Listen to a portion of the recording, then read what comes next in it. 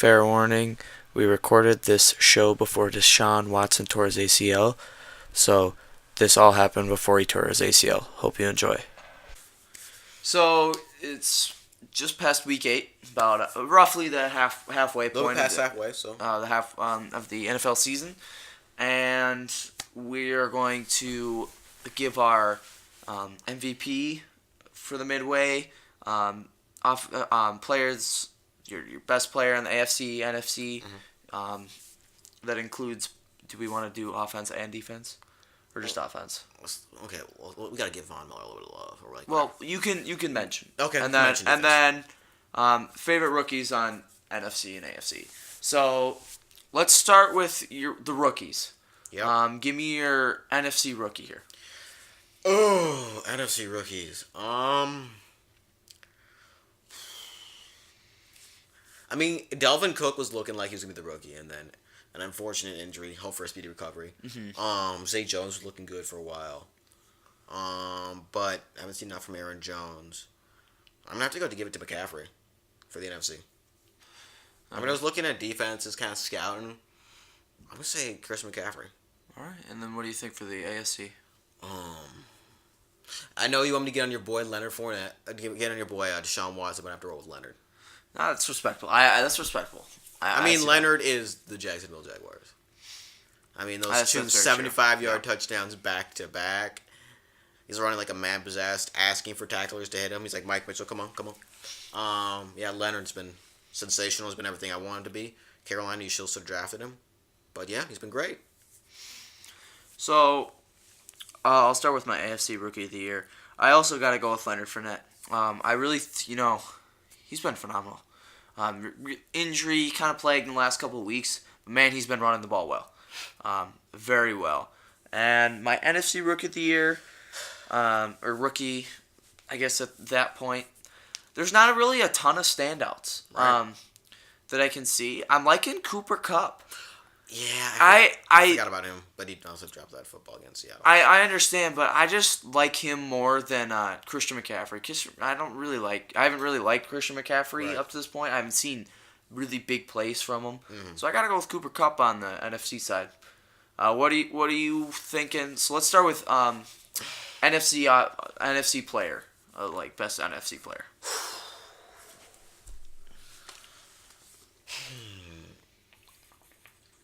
Carson Wentz looks really good. He looks really good. When Zeke's been in, he's looked good. When Dak's been in, he's been really good. But honestly, I almost want to say Russell Wilson. I mean, he wasn't playing great opening up, but he had a good game against the Giants and then against Houston. Jeez. But I'm going to have to go with Carson Wentz. He's been sensational. He's the reason the Eagles are winning, and the city of Philadelphia loves him, so I'm going to have to go with Carson Wentz. Interesting. For my NFC, I don't consider Russ Wilson. He's really only had 2 big games, and I really can't give him, NFC Player of the Year, or Player of the Half. Player mid-season. Yeah, so I really can't give it to him just because, he really hasn't been there the entire season for the Seahawks. Someone that I was thinking about Zeke, but then you got the weird first 3 games, not great. I'm thinking about Todd Gurley. Good point. Of the LA Rams. I mean, he finally has found his rhythm on that offense. But I'm also looking at Carson Wentz, but I gotta give it to Gurley because I think Wentz has had a lighter schedule than the Rams have. And Gurley's really been taking this team. Yeah. I understand Jared Goff's getting better, but he's still second year. He's still in his second year. Same with Wentz. I know, but Wentz is just. I think Wentz has a better mold with the rest of his team. Yeah. Well, he also bought his team shotguns or whatever. So. Yeah, whatever. So anyway, I'm gonna have to take Todd Gurley on the NFC side of things. AFC side. The GOAT. I mean, okay, besides Tom Brady, I'm just exclude Tom Brady and make myself think about it. I was going to say Alex Smith until he had the game with the Raiders. Not that really was his fault, but, it was that Pittsburgh game that was just like, This is why they went and got Mahomes. He can't throw the ball deep. They're in position to win games, and he can't do it. Besides Tom Brady, Melvin Gordon's been good. Melvin Ingram's been good. Travis Benjamin had a crazy game, but he also had that safety. So I'm probably gonna have to go with Alex Smith. I mean, he's had a great season. He was basically undefeated at one point. He didn't have like a terrible loss. Mm-hmm. He had just the team played really poorly against the Steelers. And he kind of rebounded, and he's kind of had the Chiefs back to their winning ways. So I'm gonna have to go Alex Smith. Interesting. So I had someone in mind, and then I forgot. I'll get him eventually. I'm thinking about Tom Brady. I'm also thinking about Le'Veon Bell. I mean, he's taken a lot of carries for the Steelers team. That's what are they 5-2? No. Are they 6-2? Something like that. Yeah. 6-2 or 5-3, and I mean Bell's really been taking the load, but I don't know if I can give it to him just because it's been taking him a lot of carries to get to the amount of yards that let's say Zeke can get to in 7 less carries. Or McCoy in one play. Yeah, But he could also, right, McCoy exactly. Could be negative Or 20 yards. even Gordon. Right. So I gotta go Tom Brady on this one. I mean he's doing really well. Surprise. With complete lack of an offense. I mean, Gronk's in and out of the lineup. Chris Hogan's out for a couple weeks now. Edelman's out. I mean, he's playing. Yeah. He's playing at a high level. And there's no backup plan behind him. Mm-mm. All the pressure's on Tom Brady. It's not like it matters to him. But if Tom Brady fails, the Patriots are going to lose anyway. But there is no succession plan. There's no backup. There's no, well, if Tom Brady, we go up by 60 points. Tom Brady's still going to have to take the snaps. Mm-hmm. Unless they want to run Wildcat or just take knees in the third quarter. So. Yep. So, what are you thinking for MVP here?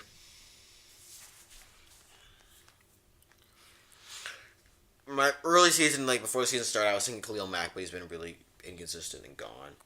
You can't give it to J.J. Watt, even though you can feel his presence is gone. The most valuable player. Besides Aaron Rodgers, because we all know that he's the most valuable to his team, but Not even just talent-wise, but just there, intelligence-wise, yeah. coaching, the fan-wise, gets fans in the seats. Carson Wentz. Carson Wentz or Todd Gurley. Interesting.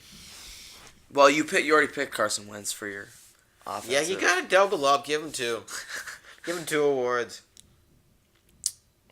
All right, are you done with yours? You gonna turn? I mean, it over? I'm looking at defenses, and I really don't. Yeah, I haven't really seen any standout defenses No. up to this point. All right, Oh boy! my MVP. Don't you dare say Deshaun Watson. I'm gonna say Deshaun Watson. I mean, this man is balling. I mean, throwing for 400 plus yards against the Legion of Boom. They're not the same defense. I don't care. 400 yards is way better than Cam Newton can do.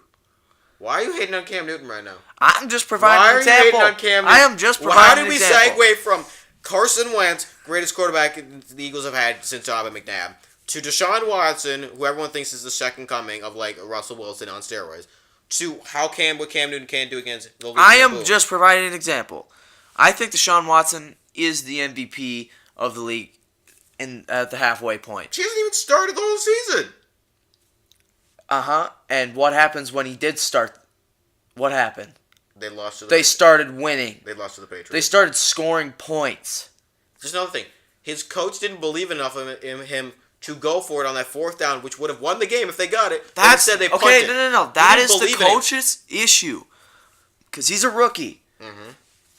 I think he's the MVP up to this point. I mean, he's thrown for 17 touchdowns in his first 4 starts. Which were, so the first one was, but then the game against the Bengals was, and then he got better and he warmed up with Carson Wentz. He came out firing. Not in his rookie year. I mean, okay, Nah. his Carson Wentz's first start was better than Deshaun Watson's first start. But Carson Wentz took a dip before he went up. You know what I mean? Like, Deshaun Watson started out flat and has gotten better. Carson Wentz was pretty good, and then he dipped. He had a dip. He had some interception issues, turnovers. But then, he's back on his way up. He's been going.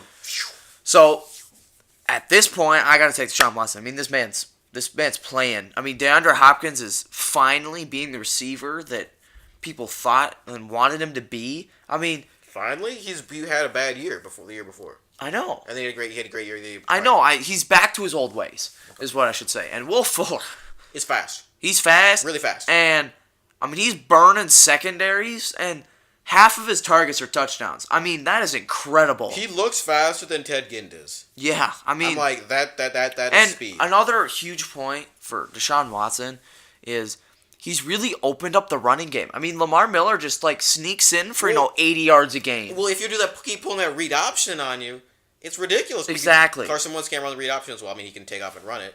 I mean, we also had that spin move against the Redskins, which was ridiculous. But that Watson, you're just publicizing for your okay. I'm sorry, Deshaun Watson that nice little sidearm, but when you have two linemen having you basically around your collar and you slip out of it, I'm done. Okay, that play was not as special as people think. They just made a bridge. I mean, come on, they made a little cave and he just slipped out. Okay, if a defensive lineman has you around your collar and you're supposed to compare it to spinning around, make a tackle miss, and flinging pass from 2 yards out.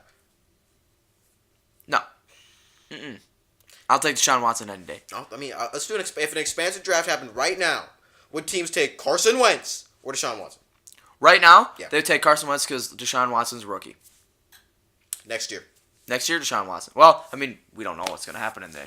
Yeah. If Carson Wentz wins the Super Bowl, Carson Wentz. What are the odds of them playing in the Super Bowl? Those two of them. Those two?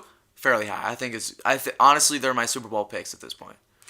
Yeah, my Super Bowl picks have gone down the drain. I mean, I had the Eagles going really deep into the playoffs. Come on, Phil, keep it holding together. But you also had Tampa Bay going on the other side. Who saw Jameis Winston going magic school bus? I never really believed in Jameis Winston.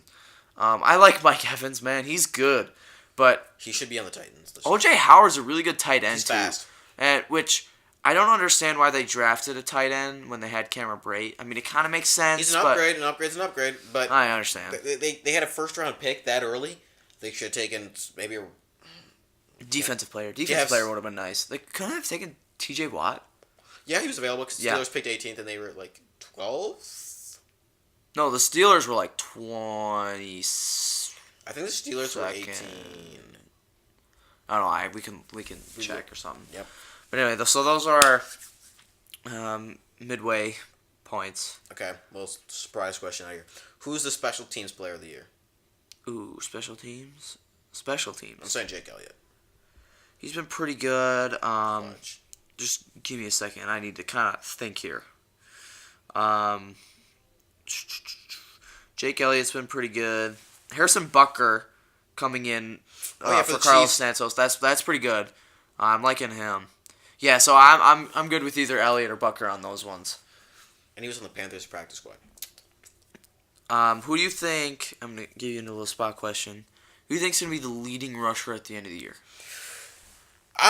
Zeke right now is looking like the best running back. Even with I would agree. DeMarco Murray has been. That's coming from a huge DeMarco Murray fan. I told you he wasn't gonna be up there. It's not. You know what? Honestly, DeMarco Murray has been great. DeMarco Murray is his own worst enemy. But I heard rumors that he could be traded. So I still believe DeMarco Murray. So my thinking I'm thinking right now.